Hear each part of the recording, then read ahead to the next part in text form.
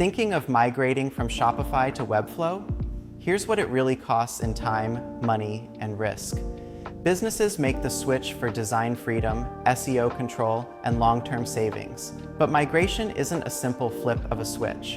Webflow hosting runs $29 to $212 per month, and full migrations typically cost $3,000 to $10,000 depending on complexity. Expect 3 to 8 weeks for design rebuilds, data migration, testing, and SEO setup. The risks: SEO traffic drops, data mismatches, and missing Shopify features, but with proper 301 redirects, backups, and QA, you can launch safely. Case in point, Valora Studio improved page speed by 47% and cut app costs by 40% after migrating.